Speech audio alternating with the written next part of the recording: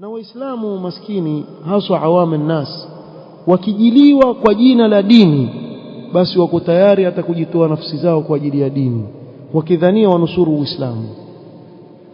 Angalia nchi ngapi za Kiislamu leo zimeangushwa chini ya kusema kuwa tunataka mabadiliko kwa kuondoa viongozi wao, na nionyeshe moja imefaulu. Nionyeshe nchi moja imefaulu. Wote katika nchi zao mpaka sasa faudha, bali maadui ndio wakapata nafasi ya kuchukua katika khairi zilizoko katika nchi zao. Wallahi ikhwani, nchi za Kiislamu zina khairi nyingi sana. Uje kwenye maadini, uje katika ukulima, uje katika, zina khairi nyingi sana. Na maadui ni mahasidi, waona zile nchi kwa hizi ni nchi zina uwezo mkubwa, zina madini, zina mafuta, lazima hawezi kuawacha, watatia fitna baina yenu ili wao waweze kuja kuchukua zile tharawat. Nyinyi hamna chochote cha kuwafanya. Hivi ni waulize, ingelikuwa Iraq leo iko kama nchi, Suria iko kama vile ilivyokuwa, wewe chora taswira ya mwaka wa zile miaka, ile miaka ya 90 1990s, ingelikuwa hizi nchi zote hizi ambazo leo zina faudha za Kiislamu, za Waarabu za Kiislamu hizi, ingelikuwa ni nchi zina utulivu kama vile walivyokuwa na raia wao watii viongozi wao, hivi Gaza ingefanywa vile inavyofanywa? Ni muone ingefanywa vile? Wakati nchi zote hizi zina wanajeshi, hata neno kwa kuzungumza ungeliweza kuzungumza. Kisha wako wapi nchi za Kiislamu? Unziangusha wewe na maandamano yako. Hii ndio jaza yake. Ule udhaifu ule uliopatikana ni kwa sababu ya watu kama nyinyi wa maandamano, ambao hulipwa peni mbili, akaingia akaanza kuharibu nchi baada ya kupewa pesa, kisha zile pesa zile akaja na yeye akabwa risasi ya mguu tu, jaza yake akaanza kutafuta hospitali, zile pesa alizopewa akajitibu mpaka zikesha, na nchi ishaanguka, amani ishakosekana. Faida yake nini? Qala wadhālika liajli tafriqi alkalimati wa idhāfi almuslimin, malengo ni kuwa wale raia wasiwe kitu kimoja na nchi za Kiislamu, waislamu wadhoofike. Fayajibu alfitnatu lihadhihi alumur walhadharu minha wa adamu alindifā'i biduni fiqhin wa biduni ilmin. Hivyo lazima watu watie akili, wafahamu. Vijana wa Kiislamu lazima wafahamu na watahadhari sana kutojisukuma na hamasa ukajiweka mbele bila ya kusoma dini yako. Watu wakawa wakuchezea, wakupeleka kulia na kushoto, kisha utakuja kujuta. Na mfano mzuri wa mwisho leo tunao wa Sudani. Hebu wafikiria, wale Sudani kwani hawakuona Suria, hawakuona Yemen, hawakuona mfano hizi nchi zilizoanguka za Kiislamu, Libya, jirani tu. Yani baada ya kuyaona yote haya mnaoyaona, kisha bado na nyinyi mwafanya vile vile walivyofanya wale, sasa mwajuta. Watamani, wallahi watamani kuwa na amani. Haya maneno tunazungumza sisi sasa, tutaitwa wanafiki, tutaitwa majina tunaoitwa, lakini ile siku amani itakosekana, mtakuja kukumbuka, fasatadhkuruna ma aqulu lakum wa ufawwidhu amri ila Allah. Mtakumbuka haya maneno tunayoyasema, mtajua kuwa sisi tulikuwa tuwatakia khairi. Hakuna mtu yote anayetulipa kuzungumza maneno haya, tuwatakia khairi. Hakuna kitu, hakuna neema kama neema ya amani, hasa katika wakati huu tunaoishi sisi. Nchi ngapi zimekosa amani? Lakini huwezi kutuelewa sasa hivi. Wewe umelewa katika hamasa, maandamano, tutamngoa. Hamngoe. Ukishamngoa sasa, utafute njia ya kuzuia wanajeshi wasije kumnajisi mamako na dadako na mke wako na binti yako.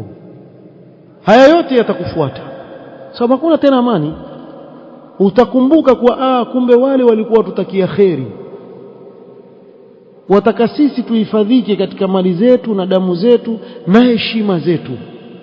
Alafu nikwambie kitu kimoja, hao viongozi mnaowatoka nje ya taa yao mkawapiga mkawaondoa, wana pesa nyingi wameziweka pengine nchi nyingine, ana akaunti yake ya dola, ya dirham, sio ya nini, ameweka huko. ajichukua yeye na familia yake, hao waruka waenda zao kuishi nchi nyingine. Wewe mlala hoi utakwenda wapi? Ukiangalia nchi ya jirani faudha, fujo, nchi ile fujo, nchi ile fujo, uenda wapi wewe? Wabakia ndani ya nchi yako ukiwa ni refugee, mkimbizi ndani ya nchi yako. Watoka kwenye nyumba yako uenda kulala kwenye mahema. Si upumbavu? Kuna upumbavu kama huu?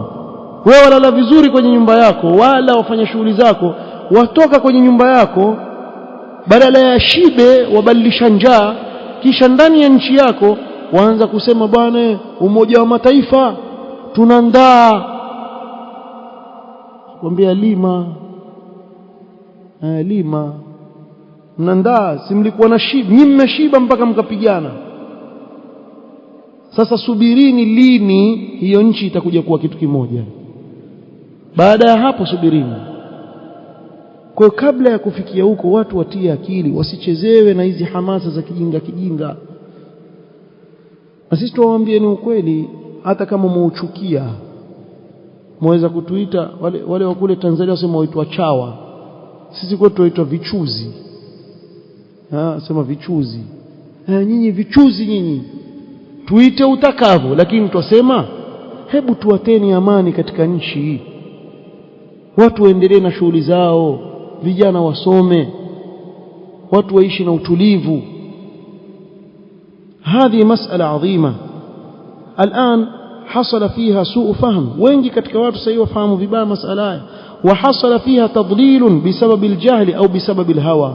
wengi katika watu wamepotezwa, vijana wamepotezwa wengi kwa sababu ya ujinga au kwa sababu kufuata matamanio.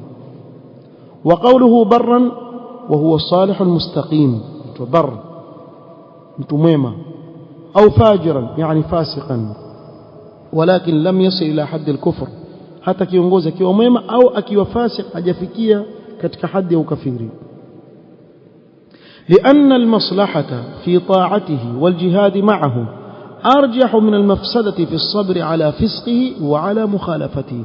kwa sababu maslaha ya kumtii yule kiongozi na kupigana jihad pamoja na yeye yana uzito zaidi kuliko yale mabaya ya kumsubiria yule kiongozi katika uovu wake na mikhalafa aliyokuwa nayo.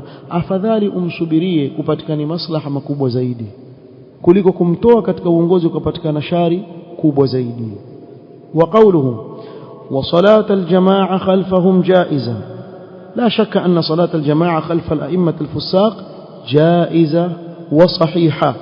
kuswali jamaa chini ya viongozi wetu hata wakiwa ni mafasik, maadamu ni muislamu, yajuzu na swala yako ni sahihi. maadamu yusalluna fasalli khalfahum, maadamu wale viongozi waswali wewe swali nyuma yao. faqad salla as-sahabatu khalfa al-Hajjaj, masahaba waliswali nyuma al-Hajjaj ibn Yusuf al-Thaqafi, alikuwa akiwaswalisha sababu huko nyuma walikuwa viongozi wao ndio maimamu, kiongozi ndiye khatibu wa Ijumaa. na nyote mafahamu Hajjaj ibn Yusuf alikuwa ni hafidh al-Qur'an, amehifadhi Qur'an, tena ni hafidh mutqin, bali kabla hapo alikuwa ni mwalimu wa Qur'an. Hajjaj ibn Yusuf alikuwa ni mwalimu katika halqa za Qur'an, afundisha watoto Qur'an kabla ya kuwa vile alivyokuwa, akitoa khutba za Ijumaa, akiwaswalisha na wakiswali nyuma yake. wasallu khalfa Ubaydillah ibn Ziyad, wakaswali nyuma Ubaydillah ibn Ziyad. wasallu khalfa al-umara al-fusaq alladhina yashrabuna al-khamr, bali kuna viongozi maamiri ambao walikuwa kinwa pombe ya swala, julikana yule mlevi, na walikuwa masahaba wakiswali nyuma yao kama alivyoswali Ibn Mas'ud. wa kadhalika khalfa al-Walid ibn Uqba, al-Walid ibn Uqba alikuwa akiwasalisha na alikuwa ni fasik na wakiswali nyuma yake. sallu khalfahum li ajli jam'i al-kalima. Ibn Mas'ud radiyallahu anhu aliswali chini ya amiri wake na sahaba na ameelewa salat al-fajr, akawasalisha raka 4, raka fajr si mbili, akaswalisha 4. alipomaliza akawaangalia akamwambia azidukum. Ibn Mas'ud yuko pale, ni waongeze. Ibn Mas'ud akamtizama, kama si amri ya Mtume صلى الله عليه وسلم ya kutii viongozi, huyu angeanza naye. lakini walikuwa kiswali nyuma yao na yuwaona wazi huyu ni fasik. Kwa nini? Kwa sababu ndivyo Mtume sallam alivyoelekeza, kuangalia maslaha makubwa zaidi. Kwa sababu katika kutoka njia ya taa yao ile hasara itakayopatikana ni kubwa zaidi kuliko maslaha.